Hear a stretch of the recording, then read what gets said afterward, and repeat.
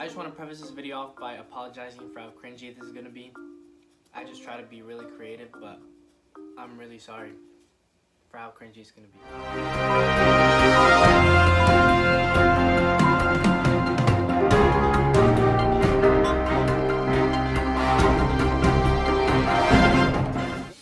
Good morning, Mr. Fletcher's class. Geraldo Rivera here, reporting live from 144 Grand Street News Center in Jersey City, New Jersey.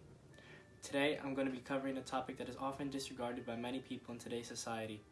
This topic is known as the issue of overpopulation. Okay, what is overpopulation? To sum it up, human overpopulation is exactly what it sounds like. Overpopulation is an issue in which humans are rapidly producing and multiplying at an alarming rate, faster than what the earth can actually support. There are many factors and effects that pertain to this issue, which I'll go over later on. Now, we're going to check in with our live news reporter, Justin Chipatekwa, who is reporting from St. Peter's Prep, and we're going to find out just how much St. Peter's Prep students know about overpopulation. I'm here with Matthias Carrier. Alright, Matthias. How many people do you think are living in the world today? I think there's about 7.5 billion people living in the world today. Do you think overpopulation is a big problem, and if so, why? I do think overpopulation is a big problem, mainly because of poverty. In countries like Africa, there are a lot of people living without electricity. Alright, and what do you think we can do to stop it? Stop having sex. Oh, I'm here with Miles Uber. Alright, Miles, I'm going to ask you 3 questions. The first question is, how many people do you think are living in the world today? I'd say about 36 million.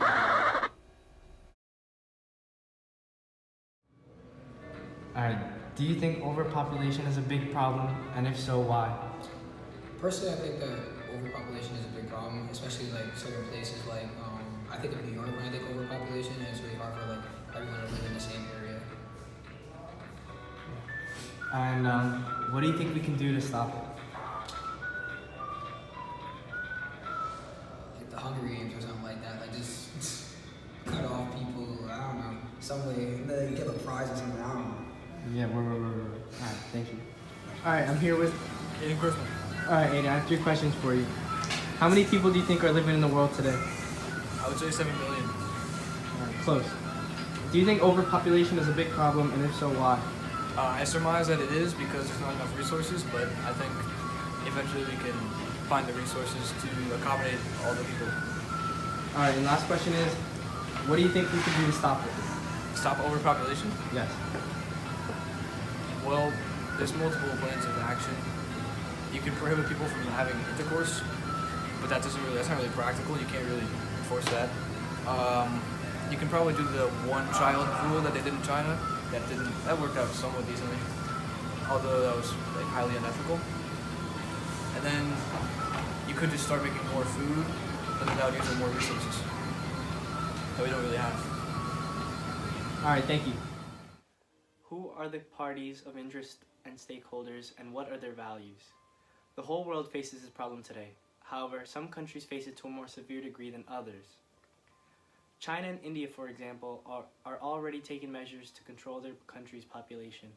These 2 countries alone take up almost 1/3 of the world's population. For decades, China has had its one-child policy in effect. This means that each family in China is only limited to 1 child per family. However, just recently, in 2015, China have upped it to 2 children per family.